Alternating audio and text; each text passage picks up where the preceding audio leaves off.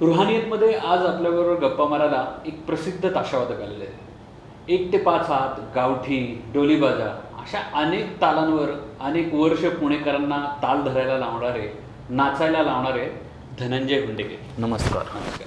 ह्या क्षेत्रातल्या वादन क्षेत्रात तुम्ही अनेक वर्ष आम्हा सगळ्यांना ताल धरायला लावताय. तर या वादन क्षेत्रातला तुमचा प्रवेश कसा झाला?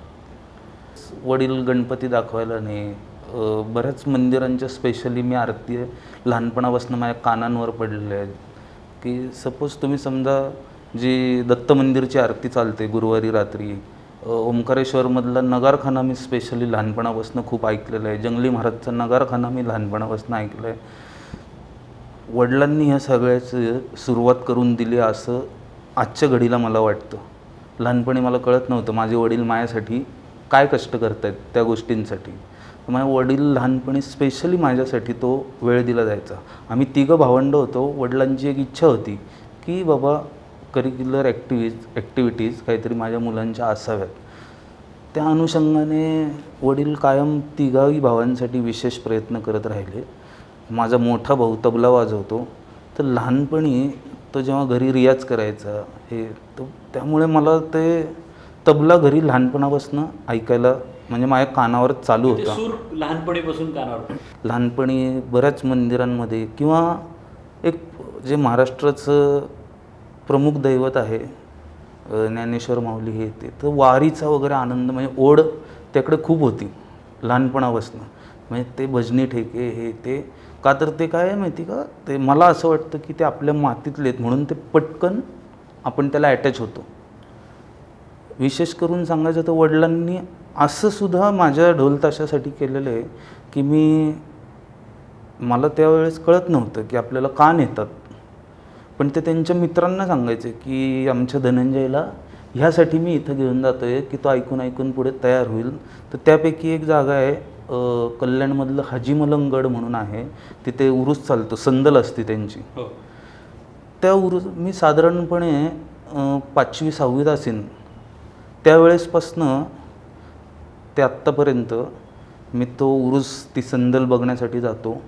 विशेष करून तिथे तृतीयपंथी लोक वादन करतात की म्हणजे बऱ्याच लोकांना कोणी ऐकलं असेल नसेल माहीत नाही, पण अप्रतिम वादन करतात. म्हणजे मी खास करून त्या लोकांचं वादन ऐकण्यासाठी जातो की त्यांची जी शैली आहे वादनाची, आणि बऱ्याचशा त्या गोष्टी आपोआप माझ्यात भिनल्या गेल्यात त्यांच्या वादनाच्या. मग तुम्ही जेव्हा ह्या क्षेत्रात येणं असं कधी तुम्हाला वाटलं की आपण ह्या क्षेत्रात येऊ शकतो, आपण ताशा वाजवू शकतो? खोटं उत्तर देणार नाही, पण मी 2 वर्षाचा असताना माझ्या वडिलांनी मला वाढदिवसाला ताशा घेतला. 1987 साली माझं स्वतःचं वाद्य घेतलं. त्यानंतर मी 2 ते 3 वर्ष मी ढोलताशा महासंघाचे अध्यक्ष आहेत पराग ठाकूर यांच्याबरोबर वादन करत होतो 1992 सालापर्यंत. मग कुठलंही क्षेत्र असू द्या, तुमचा अभ्यास असू द्या, काही असू द्या, तुमचं बेस चांगलं असणं मस्ट आहे. सो माझं मी भाग्य समजेन की मला अशा प्रकारचा बेस लाभला, आणि मी असं समजतो की तो बेस मला चांगला मिळाला आहे म्हणून मी चांगला ताशावादक होऊ शकलो. त्यानंतर मी नुमोई शाळेच्या पथकात आणि टप्प्याटप्प्याने जे अंग बदलत गेले अशापर्यंत आजपर्यंत ढोल ताशाचं वादन चालू आहे. तुम्ही हाजी मलंगगड म्हणालात, तिथे एक अवलिया तुम्हाला भेटला होता ज्याच्याबरोबर तुम्ही अनेक वेळा वादन केलं. त्यांच्याकडून तुम्हाला अनेक वेळा काही शिकायला गोष्टी मिळाल्या. बरोबर आहे. त्यांच्याबद्दल आम्हाला काही तुमच्याकडून ऐकायला आवडेल. आम्ही पेठ भागांमध्ये राहायचो. पेठ भागांमध्ये गणपती व्यतिरिक्त जर का तुम्हाला ढोल ताशा ऐकायला कुठे मिळणार तर ताबूत, संदल ह्या ठिकाणी तुम्हाला ढोल ताशा ऐकायला मिळायची संधी होती. पुण्यामध्ये फकीरबाई ताशेवाले म्हणून एक प्रसिद्ध ताशावादक आहे. फकीरबाईंचा ताशा ऐकण्यासाठी मी पुण्यातल्या सगळ्या पेठांमध्ये फिरलो. त्यांच्या मागे मी दौंडला फकीरबाईंचं वादन ऐकण्यासाठी खास करून जायचो.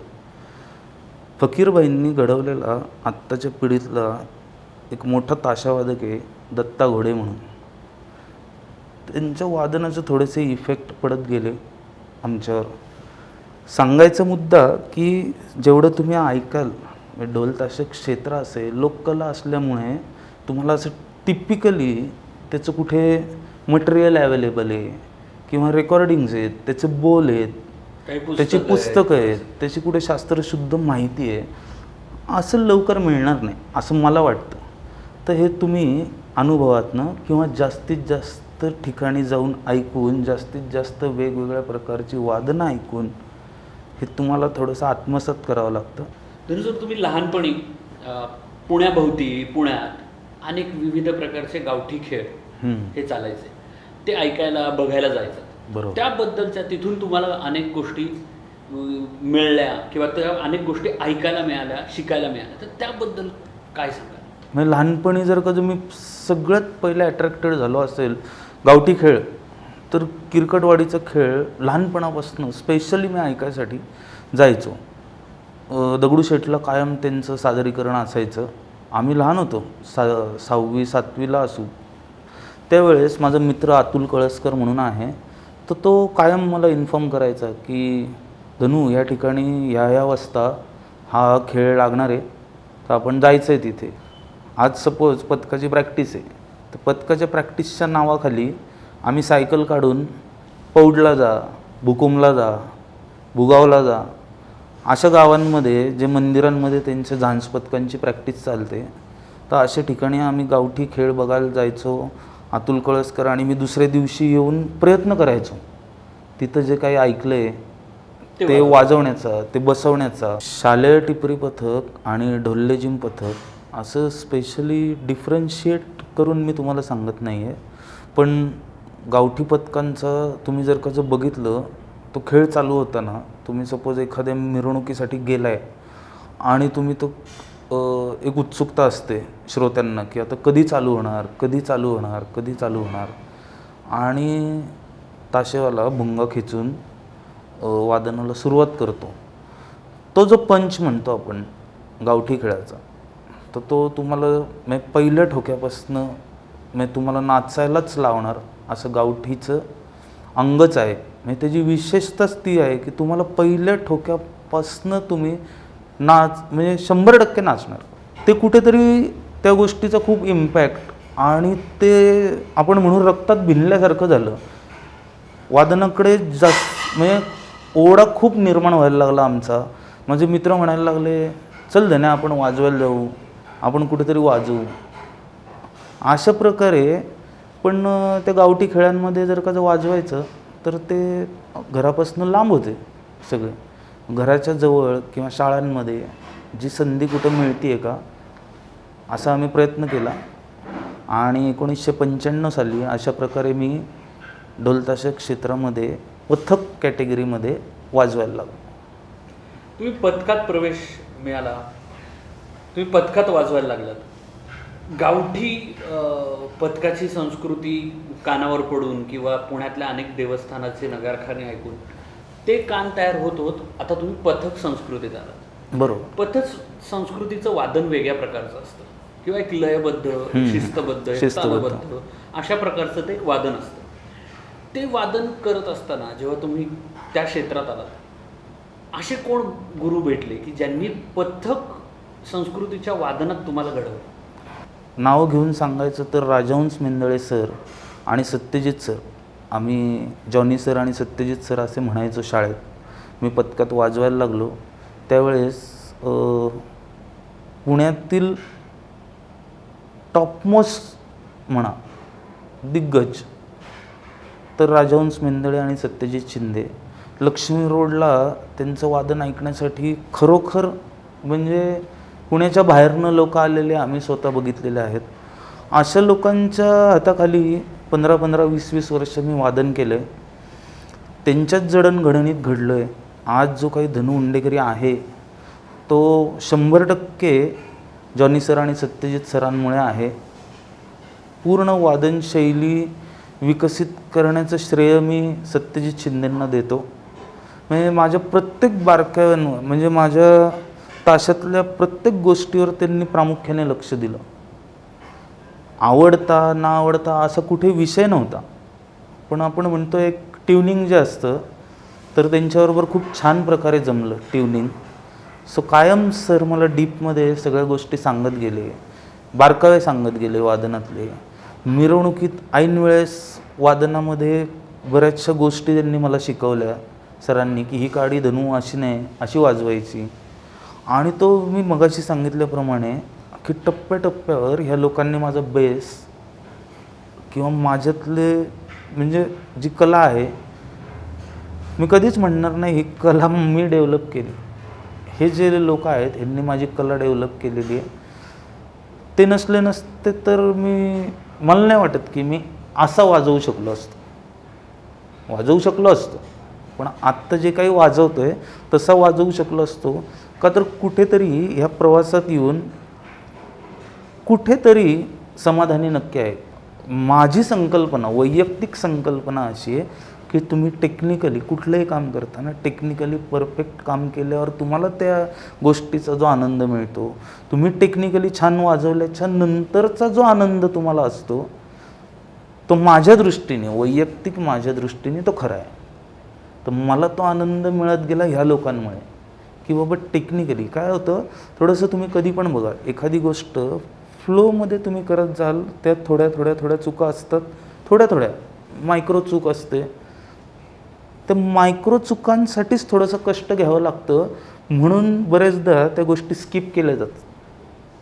वादन करताना म्हणा, तुमचं काम करताना म्हणा, आपण स्पेशलाइज कोणाला म्हणतो, जो मायक्रो गोष्टींवर काम करून त्या गोष्टी आत्मसात करून परफेक्शन आणतो. पण ते परफेक्शन आणण्यासाठी तुम्हाला 100% एकमेव पर्याय आहे की तुमचा रियाज, सराव आणि तुम्ही स्वतः जाणीवपूर्वक त्यावर मेहनत करणे. ह्या सगळ्या एकूण क्षेत्रात तुम्ही गावठी पथकांकडून पण अनेक शैली आत्मसात केल्या, किंवा शालेय पथकं असतील किंवा आता जे पथकं आहेत ज्याच्यात तुम्ही वाजवता, ह्या सगळ्यांच्या शैलीमध्ये काय फरक जाणवतो? लहानपणापासून तर गावठी खेळ ऐकलेलेच होते. गावठी खेळाची शैली म्हणजे जे उडते चाली असतात, कारण की ते लोक त्यांच्या झांज पथकासाठी वादन करत असतात, जसं आपण ध्वजासाठी वादन करतो. मग पथक क्षेत्रातील वादक हे ध्वजासाठी वादन करत असतात. बघायला गेलं तर जे बर्ची पथक, टिपरी पथक, सर्वात पहिल्यांदा वादकांना हे माहीत असावं की आपण वाजवतोय कशासाठी. ॲक्च्युली ढोलताशा हा सपोर्टिव्ह रोलमध्ये काम करतो आहे, पथक सिस्टममध्ये म्हणा किंवा हे सगळ्या ह्याच्यात तुम्ही कुठलंही बघा.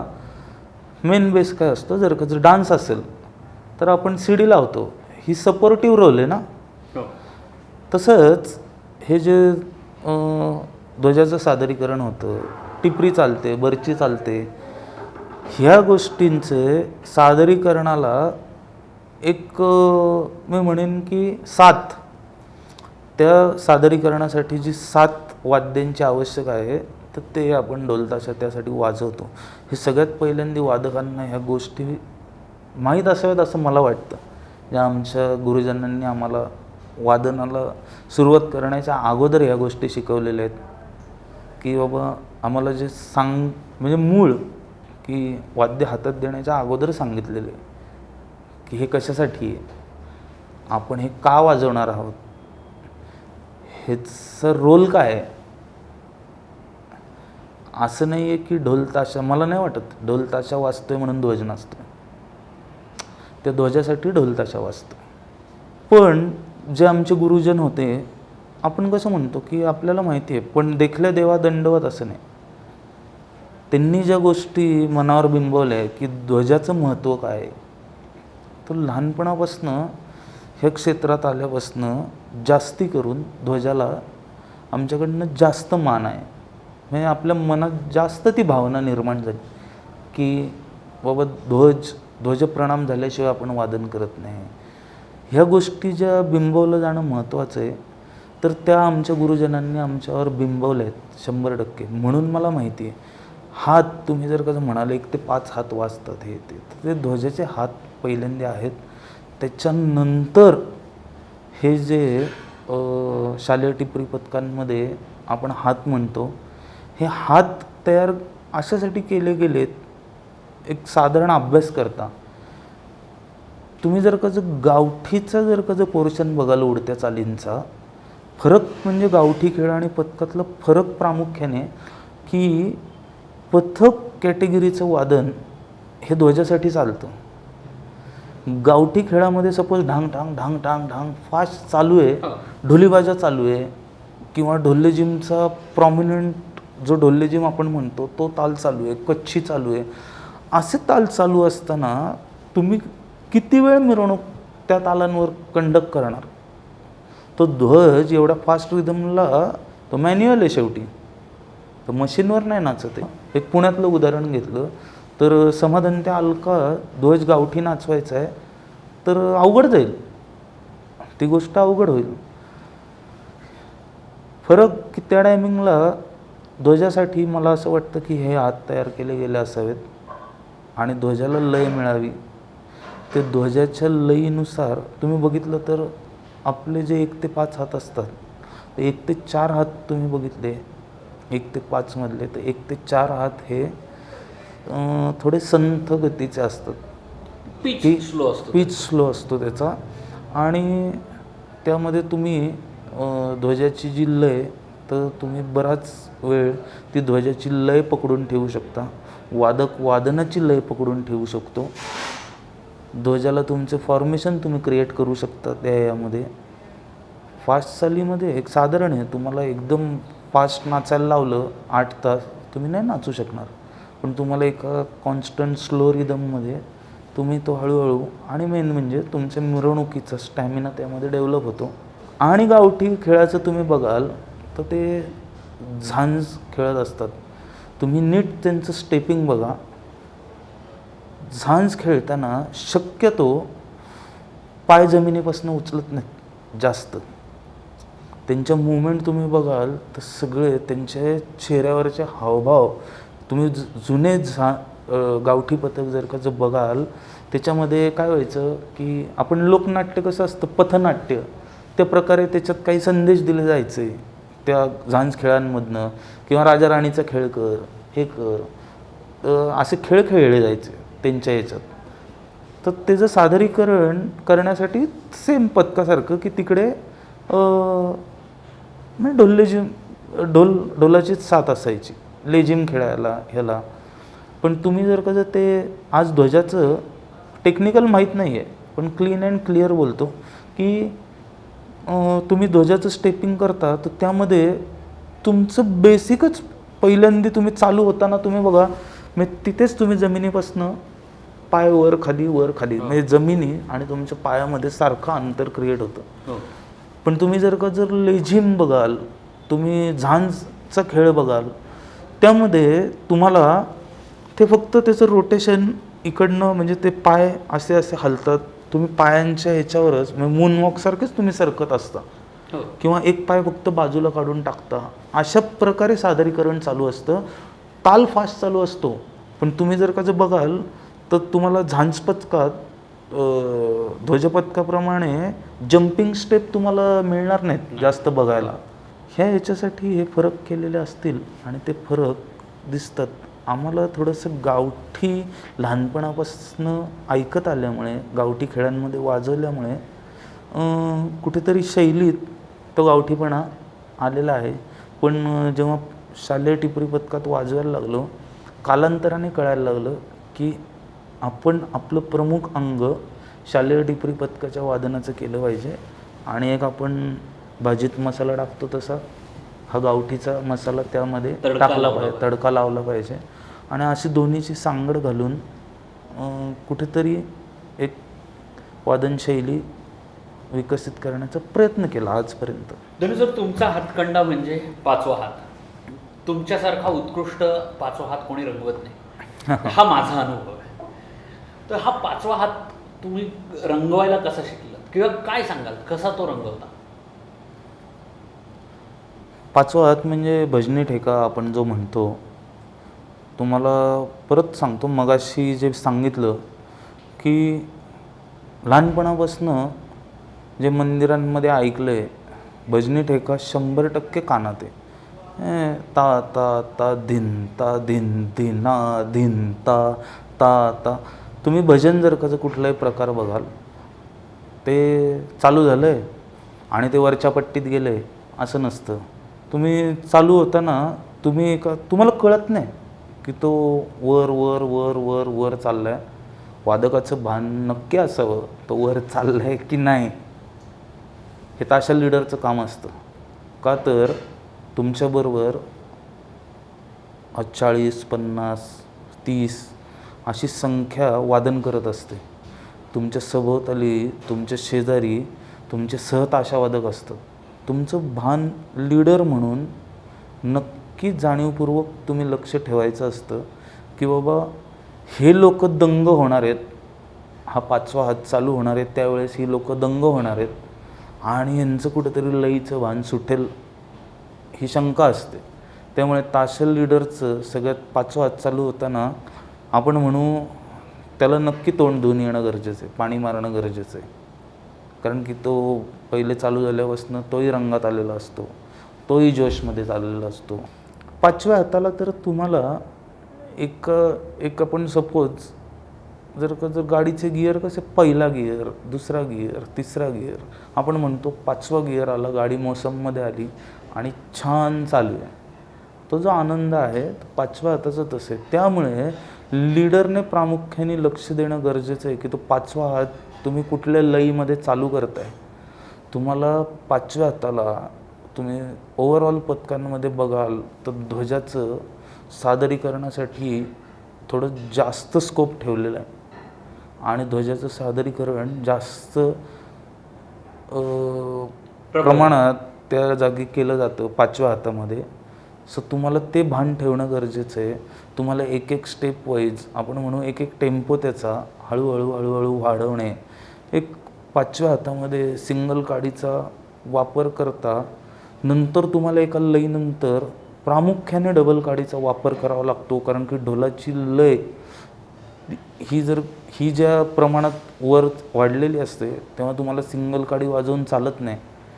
का तर तुम्ही ऑफबीट जाऊ शकता किंवा कानाला ते श्रवणीय वाटणार नाही.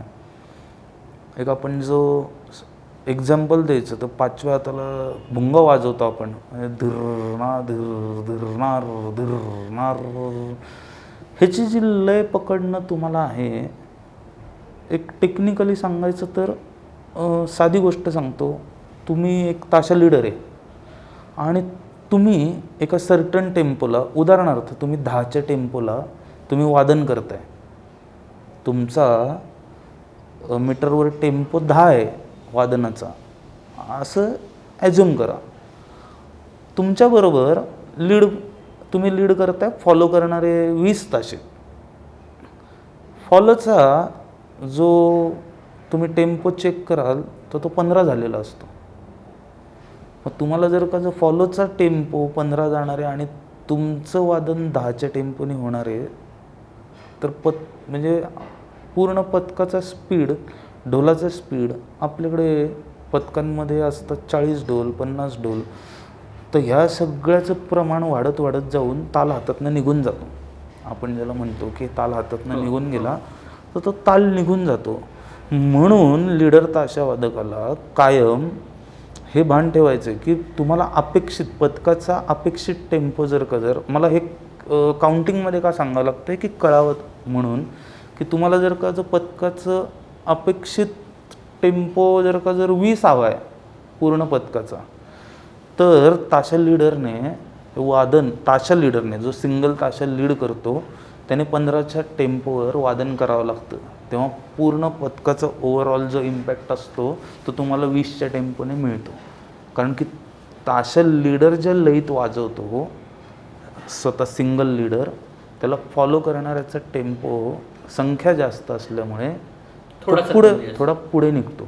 ताशा लीडरने ही गोष्ट 100% ध्यानात ठेवायची असते. आमच्या यात म्हणतात की एक काडी दाबून वाजवायची.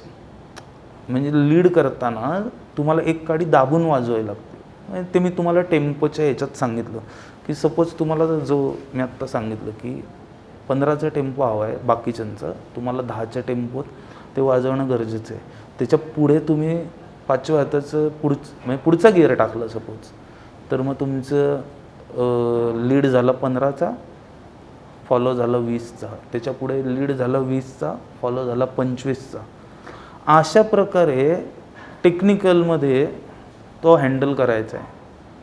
पण हा जेव्हा ताशा लीडर टेक्निकली हँडल करतो तेव्हा मग ह्या सगळ्या गोष्टी जुळून येतात आणि वादक आणि प्रेक्षक, आपण जे म्हणतो पाचवे हातावर छान नाचतात किंवा पाचवा हात ऐकायला छान वाटतो, हा अशा प्रकारे म्हणजे मी तरी असा वाजवत आलो आजपर्यंत.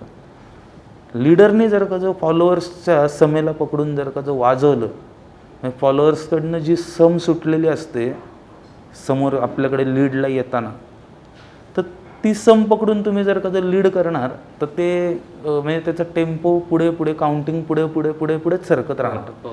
ती जी सम सुटलेली असते ती सम थोडीशी ब्रेक करून तुम्हाला वाजवावी लागते. तुम्ही जर का जर फॉलोअर्सकडनं सुटलेली सम वाजवणार ना तर त्याची लय 100% पुढे निघून जाणार, तुम्हाला कळणार नाही ते पुढे निघते. आपण बरेचदा असं बघतो आणि मग लोक एक असं म्हणत नाही, एक प्रॅक्टिसमध्ये असं होतं की अरे तू सुटला सुटला सुटला किती वाजवतो, जरा थोडंसं नीट लक्ष देऊन वाजवा ना, धरून वाजवा ना.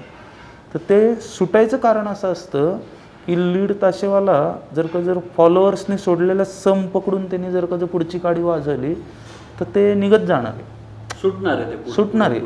त्याला ना ती सम सोडून त्याला जी त्याची ओरिजिनल, मी तुम्हाला त्यासाठी पहिले सांगितलं की तुम्हाला ही प्रत्येक काडी 10च्या टेम्पोने वाजवायची आहे, तेव्हा तुमची फॉलोची काडी 15च्या याने वाजणार आहे. पण तुम्ही 15नी त्यांनी फॉलोअर्सनी 15नी सोडली आणि लीडरनी तिथे पकडली तर त्याच्या पुढचा त्यांचा जो ट्रान्स आहे तो म्हणजे फॉलोअर्सचा ट्रान्स एक एक एक एक स्टेप आपोआप पुढे निघत जाणार आहे आणि लीडर पण पुढे निघत जाणार आहे.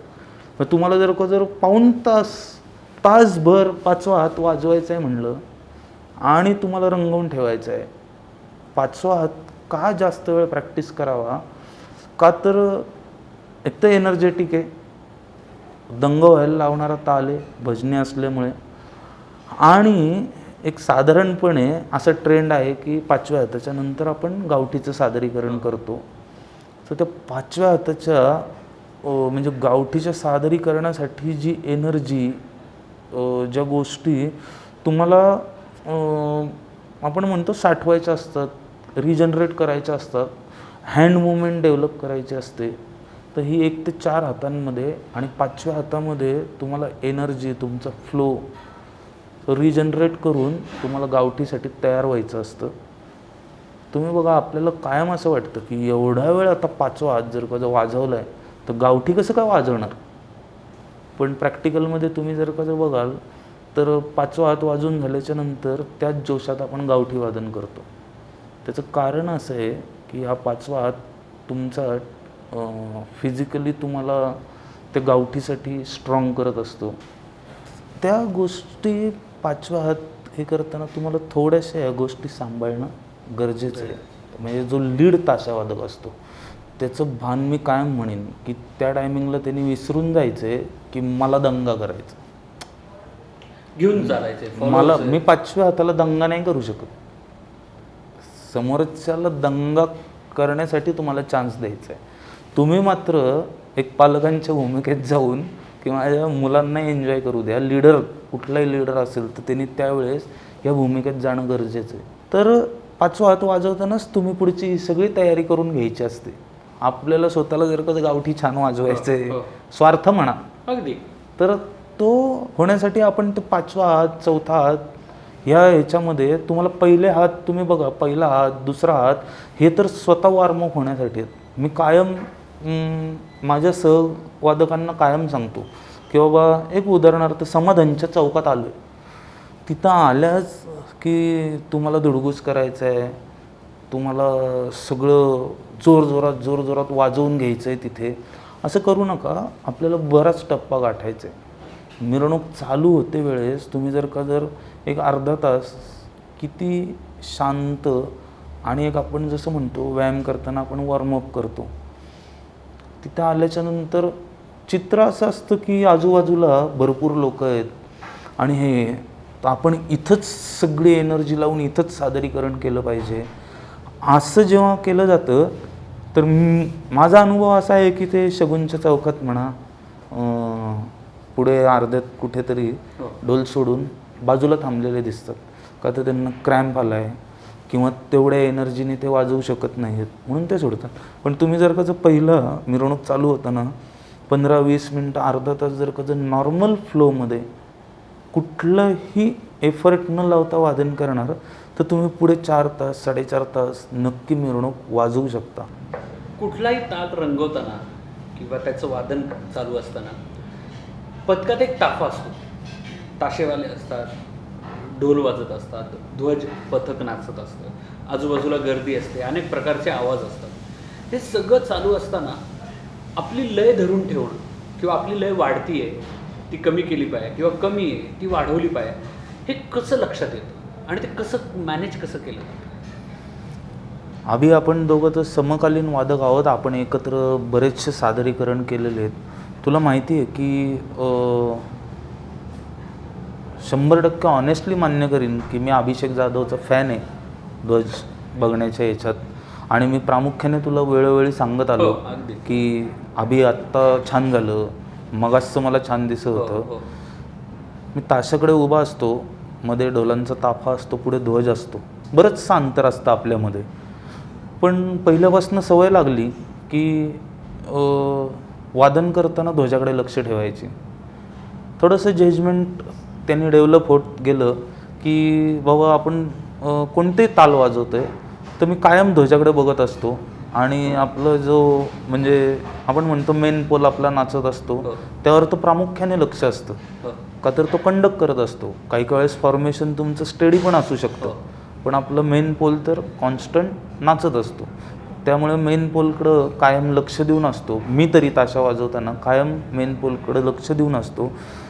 थोडंसं तुमच्या मुवमेंटवर मला कळतं की पथकाची लय छान चालली आहे का नाही, तर मी कायम तुमचा ध्वज बघत बघत बघत वाजवत आलो आहे. तुम्ही लयीचा भाग म्हणला म्हणजे वादनाची लय कशी पकडता आणि हे तर मुवमेंटवर साधारणपणे ते जजिंग चालतं.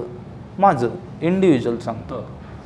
पण हे सोपं पडतं का, तर तुम्हाला ध्वज दिसतो आणि तुम्हाला ध्वजाची लय कळते, त्यातनं तुम्हाला सिम्पल कळू शकतं की बाबा आपल्या पथकाचा टेम्पो वर खाली होतो आहे, म्हणजे वादनाची लय वर खाली होती आहे का, कुठे गडबड होती आहे का. आपण म्हणू की वादनाचा आरसा.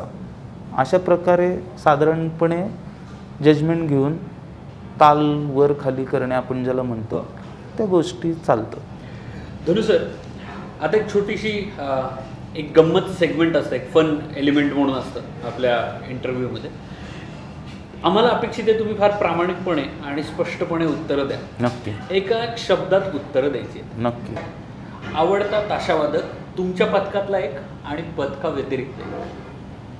पथकातील अक्षय ढाकूळ, पथकाबाहेरील कुणाल वाईकर, गणेश गुंड पाटील. तुमचे ताशातले गुरु.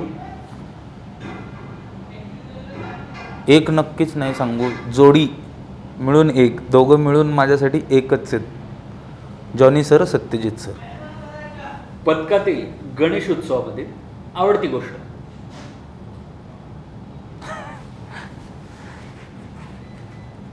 सराव. आत्तापर्यंतची एखादी अवघड मिरवणूक. आत्ताचीच या वर्षीची त्वष्टा कासार. काही असं वेगळं कारण. मिरवणुकांची आपण भागदौड चालू असते सगळीकडं, थोडंसं ताशाच्या संख्येत आणि ते मॅनेजमेंट इश्यू वगैरे असं काही नाही, पण शेवटच्या दिवशी धावपळच एवढी असते, त्यामध्ये थोडंसं पुढच्या मिरवणुकींना वेळा होणे आणि ते वादक तिकडनं फ्री न होणे, अशा गोष्टींमुळं थोडासा प्रॉब्लेम, त्यामुळे अवघड वाटतं. आवडता ढोल लीडर. प्रतीक गावडे. तुमच्या पथकातला. कुशल मोडक. आवडता सहवादक. कुणाल वाईकर. भविष्यात कुणाचा ताशा आवडेल. यश आडपवार. कोणत्या पथकाच्या ताशाचं भविष्य उज्ज्वल आहे असं वाटतं. तुम्हाला एक गोष्ट नमूद करतो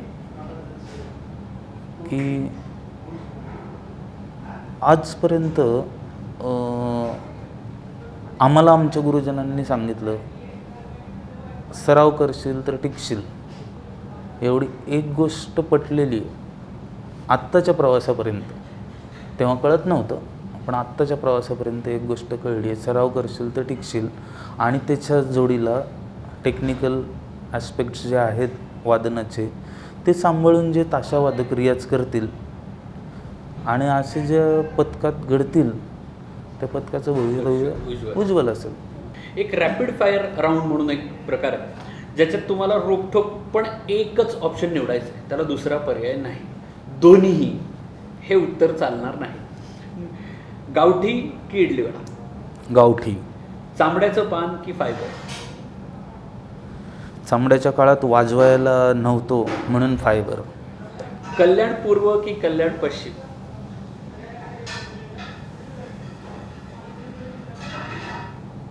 कल्याणी ईस्ट आणि वेस्टला जोडणारा मधला ब्रिज. सराव की मिरवणूक?